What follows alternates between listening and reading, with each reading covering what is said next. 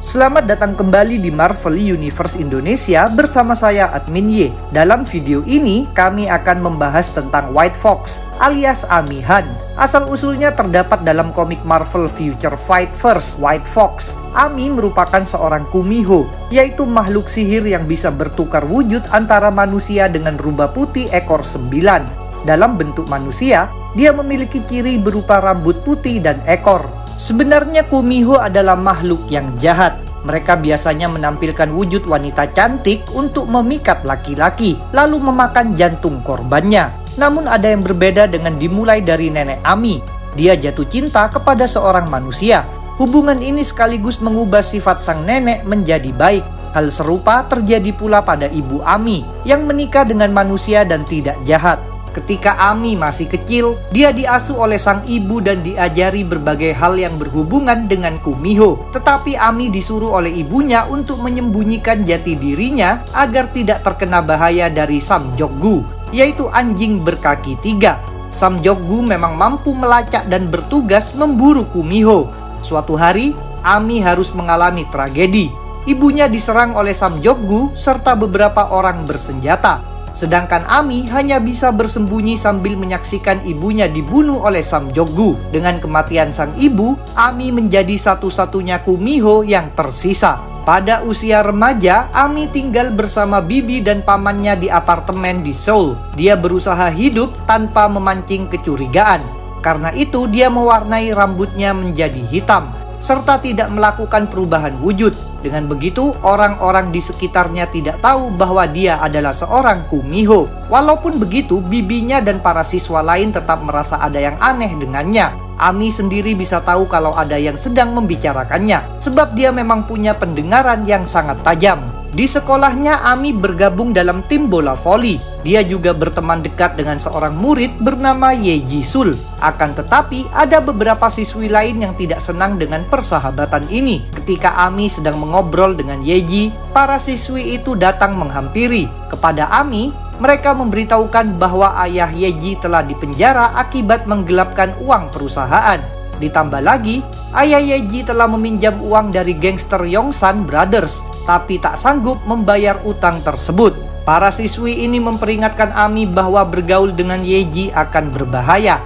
Dia bisa kapan saja diculik dan diambil organ tubuhnya oleh Yongsan Brothers. Sebenarnya Ami tidak terlalu peduli tentang semua ini. Sayangnya Ye Ji merasa sangat sedih dan memilih untuk pergi. Di tempat Yongsan Brothers, seorang letnan dalam kelompok mafia ini yaitu Kyung Tae Kim sedang menghajar salah satu bawahannya yang bernama Jin Ho. Sebab Jin Ho telah gagal menagih hutang kepada ibu Ye Ji. Saat itu Jin Ho sempat berusaha melawan. Secara diam-diam dia mengambil pisau dan hendak menusuk Kyung Tae. Namun Kyung Tae dengan sigap menghindar dan melanjutkan pemukulan terhadap Jin Ho. Dari Jin Ho, Kyung Tae juga menemukan foto Ye Ji. Ini membuatnya memperoleh suatu ide. Bersama beberapa orang, Kyung Tae kemudian mendatangi Ye Ji dan menculiknya. Sementara itu Ami sedang merasa tidak tenang di rumahnya karena memikirkan Ye Ji.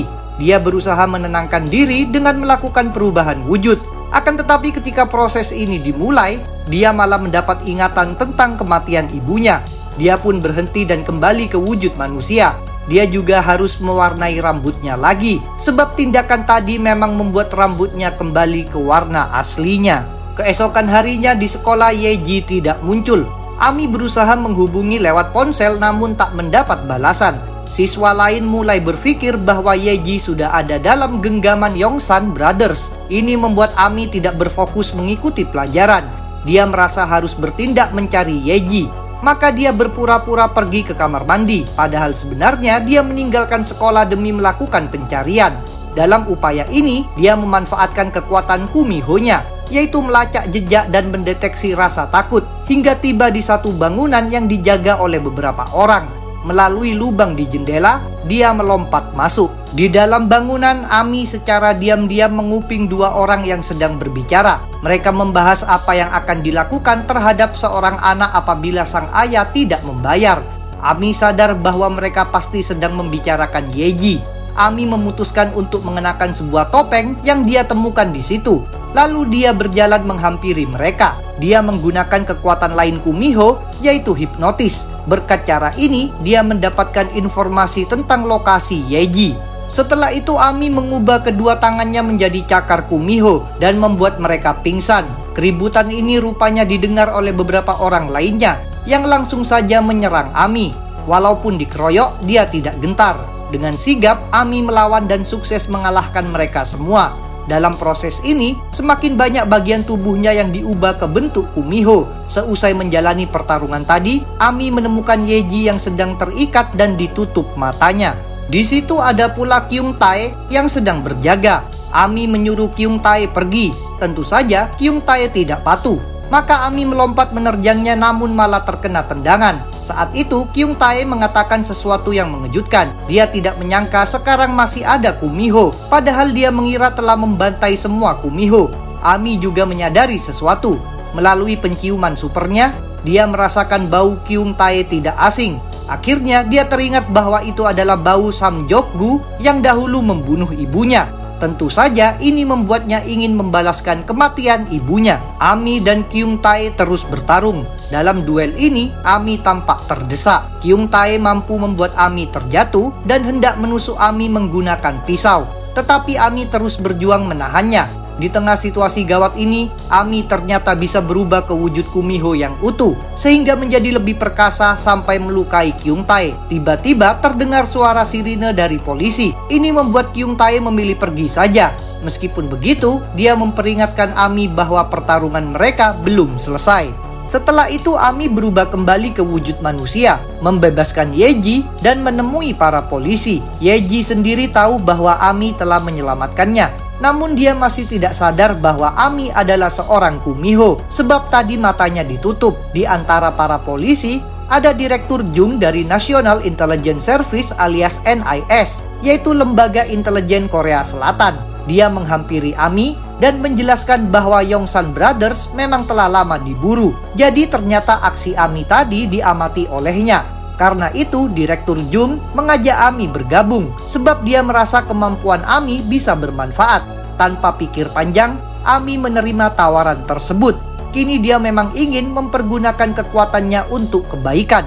Setelah dewasa, Ami bekerja sebagai agen super di NIS dengan nama White Fox. Dalam lembaga ini, dia menjalani pelatihan dalam bela diri dan menyusup serta belajar berbagai bahasa lain. Selain itu, dia tentu semakin hebat karena memiliki kekuatan fisik, kelincahan, stamina, dan indera super. Senjata yang dia gunakan adalah tongkat, serta pentungan yang ukurannya bisa diubah.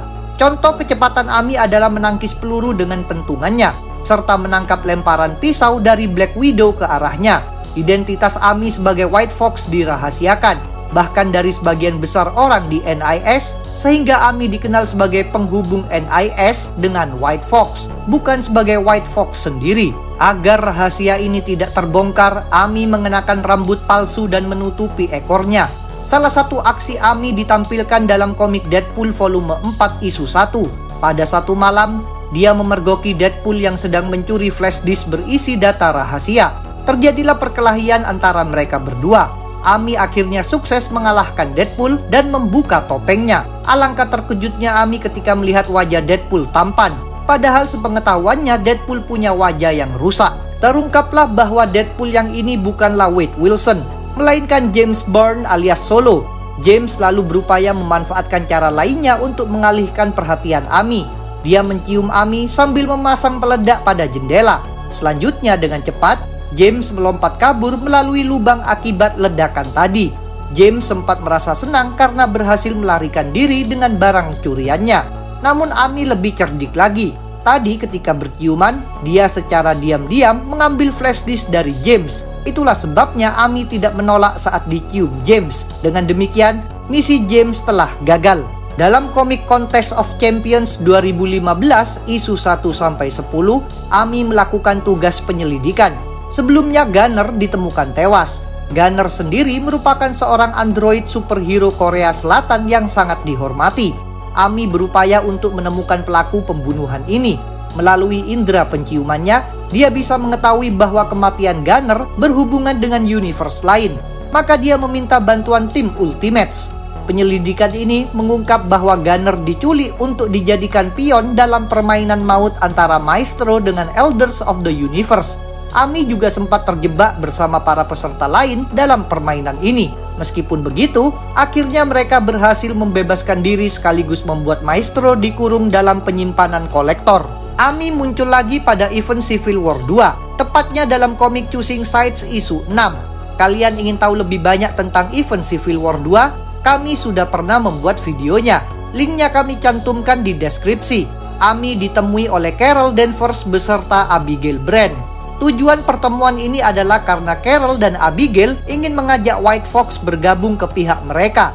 Ami berjanji akan menyampaikannya kepada White Fox dan akan memberikan jawaban dalam waktu 1 minggu. Seusai pertemuan tadi, Ami pergi ke pasar Itaewon untuk membeli jeruk. Saat itu ada seekor burung yang berbicara padanya. Kekuatan lain Ami memang adalah bisa berbicara dengan binatang. Burung tersebut memberitahu bahwa Carol Danvers sudah pergi sedangkan Abigail Brand tetap tinggal. Setibanya di apartemennya, Ami memberi makan burung tadi dengan jeruk yang dibelinya. Burung itu juga menyarankan Ami menerima tawaran Carol agar bisa lebih sering menampilkan jati dirinya sebagai makhluk super. Tiba-tiba Ami didatangi oleh seekor tupai yang mengabarkan bahwa Abigail Brand sedang berada di gedung NIS sambil bertanya kepada orang-orang tentang cara menghubungi White Fox. Setelah mendengar ini, Ami memutuskan untuk menemui Abigail dan mengajaknya berlatih bertarung. Dalam duel ini, Ami menjelaskan bahwa bangsa Korea hanya ingin berfokus mengurusi masalah sendiri. Mereka tidak mau ikut campur dalam masalah negara lain. Pada akhirnya, Ami mengalahkan Abigail sekaligus menegaskan penolakan terhadap tawarannya. Pada event Monster Unleashed, tepatnya komik Totally Awesome Hulk isu 1 MU, Ami berjuang bersama Hulk alias Amadeus Cho dalam menghentikan Semnu yang menyerang Seoul. Semnu mempengaruhi pikiran orang-orang supaya mereka terjebak dalam ilusi yang menyenangkan. Ami sudah melatih pikirannya sehingga tidak terpengaruh. Sedangkan Amadeus sempat terkena efeknya tapi bisa membebaskan diri. Ujung-ujungnya, Amadeus sukses menghajar Semnu dan melemparkannya ke lautan. Kalau kalian ingin tahu lebih banyak tentang event Monster Unleashed, silahkan tonton video kami yang berjudul Kid Kaiju. Dalam komik Domino Hotshot isu 1-5, Ami bergabung dengan The Posse, yaitu tim berisi para hero wanita yang dipimpin oleh Domino. Selain mereka berdua, para anggota lainnya adalah Atlas Bear, Outlaw, Black Widow, dan Diamondback. Misi mereka adalah menemukan suatu artefak celestial yang bisa memberikan kekuatan sangat besar. Domino menegaskan bahwa mereka harus memusnahkan benda tersebut agar tidak disalahgunakan oleh siapapun. Sayangnya, Ami malah ingin mendapatkan kekuatan artefak itu untuk kepentingan dirinya sendiri. Akibatnya, Domino mengeluarkan Ami dari tim. Walaupun begitu, Ami muncul lagi membantu mereka ketika mereka sedang mengalami kesulitan. Selain itu, dia bersedia berdamai dengan Domino. Karena kehebatannya, Ami direkrut pula ke dalam Agents of Atlas, yaitu tim hero yang dikelola oleh Jimmy Woo. Aksi mereka diceritakan pada event War of the Realms, tepatnya dalam komik New Agent of Atlas isu 1-4. Kalian ingin tahu lebih banyak tentang event War of the Realms? Kami sudah pernah membuat videonya. Terjadi serbuan besar-besaran pasukan Malekith beserta para sekutunya ke Midgard alias planet bumi. Salah satu sekutu Malekith adalah Cinder, sang anak perempuan Surtur. Cinder memimpin para iblis api menyerang Korea Selatan. Ami berjuang menahan serangan ini bersama militer serta banyak hero lainnya, termasuk Crescent dan Ayo, Swordmaster, Luna Snow, Aero, Silk, Shang-Chi, dan Amadeus Cho. Kalian ingin tahu tentang Aero, Luna Snow, atau Crescent? Kami sudah pernah membuat videonya. Dalam komik Marvel Comics Presence volume 3 isu 8, Ami sudah menjadi pemimpin divisi makhluk super di NIS. Sementara itu, identitasnya sebagai White Fox masih dirahasiakan. Suatu hari, Ami bertarung melawan Living Monolith yang rupanya terlalu hebat baginya. Living Monolith mampu membuat Ami terluka. Selain itu, Living Monolith menghisap energi Ami hingga dia menjadi tak berdaya. Untungnya Living Monolith memilih meninggalkan Ami, sehingga Ami bertahan hidup dan bisa pulang ke apartemennya. Keesokan harinya Ami harus masuk kerja lagi di NIS, jadi dia menutupi lukanya. Di markas NIS, Ami mendapat laporan dari asistennya tentang pertarungan brutal White Fox menghadapi Living Monolith. Sang asisten tentu tidak tahu bahwa Ami adalah White Fox. Ami bilang bahwa White Fox telah pulih dan siap bertugas lagi. Asisten tersebut juga memberitahukan bahwa departemen mereka akan mengadakan acara karaoke. Tetapi Ami tidak mau ikut karena tidak berminat. Saat itu sang asisten menyadari bahwa tangan Ami tampak berdarah. Ami berusaha menenangkannya dan mengatakan bahwa dia baik-baik saja. Ami kemudian mengikuti rapat. Di tengah rapat ini, dia sempat menutup matanya dan melihat penampakan neneknya. Tiba-tiba dia dibangunkan dan ditegur oleh rekan kerjanya sebab dianggap tertidur. Karena merasa kurang baik, Ami memutuskan untuk menemui Dr. Kim di Departemen Pengobatan NIS. Dr. Kim mengobati luka Ami sambil memarahinya. Menurut Dr. Kim, Ami terlalu nekat melawan musuh yang kuat sampai tidak memperdulikan dirinya sendiri. Dr. Kim memang tahu tentang aksi Ami sebagai White Fox. Dr. Kim juga memberitahu bahwa butuh waktu berbulan-bulan sampai Ami bisa mencapai kekuatan penuh lagi karena banyak energi kehidupannya telah disedot oleh Living Monolith. Ami tidak terlalu mempedulikan segala teguran ini. Dia malah membicarakan tentang penampakan neneknya. Ami ingat bahwa neneknya tadi muncul sambil membawa suatu artefak bernama Yewu Guseul alias Fox Marble. Benda ini diyakini bisa memulihkan kekuatan. Jadi Ami merasa harus mendapatkannya. Sebenarnya Dr. Kim tidak terlalu percaya tentang itu. Namun niat Ami sudah tak bisa dihentikan. Dia pun bergegas pergi ke Jepang untuk mencari benda tersebut. Selama masa penjajahan Jepang, memang banyak prasasti Korea yang dipindahkan ke Jepang. Di kota Kyoto, Ami mengendap-endap mendekati satu museum. Awalnya dia mencoba menggunakan kode pintu masuk tapi gagal. Untungnya dia dihampiri oleh seekor rakun yang berbicara padanya. Rakun tersebut mengaku tahu jalan rahasia ke dalam museum. Berkat bantuan sang rakun, Ami berhasil masuk. Di sana, dia mendadak diserang oleh beberapa patung Dokkaebi yang menjadi hidup. Pada akhirnya, Ami menemukan barang yang dia cari. Rupanya Fox Marble ada di tubuh salah satu Dokkaebi. Dalam proses ini, Ami juga menggelitik mereka hingga mereka terus tertawa dan berhenti mengincarnya. Di Seoul, seperti yang sudah disampaikan oleh asisten Ami, diadakan acara karaoke. Di situ ada pula Luna Snow. Ami juga datang ke sana sebagai White Fox. Tujuannya bukanlah untuk ikut bernyanyi, melainkan mengisi energinya. Dengan Fox Marble, Ami dapat menghisap energi orang lain. Cara paling cepat untuk melakukannya adalah melalui ciuman. Karena itu, di tempat karaoke, Ami mencium seorang laki-laki yang mendekatinya. Dengan demikian, laki-laki itu langsung tertidur, sedangkan kekuatan Ami kembali pulih. Setelah urusannya selesai, Ami pun segera pergi lagi. Itulah pembahasan tentang White Fox. Jangan lupa untuk subscribe, like, komen, dan share. Kalian juga bisa bergabung di grup Facebook, like fanpage, follow Instagram, serta dukung Marvel Universe Indonesia di Saweria. Linknya ada di deskripsi. Sampai jumpa lagi dalam pembahasan tentang topik-topik Marvel lainnya.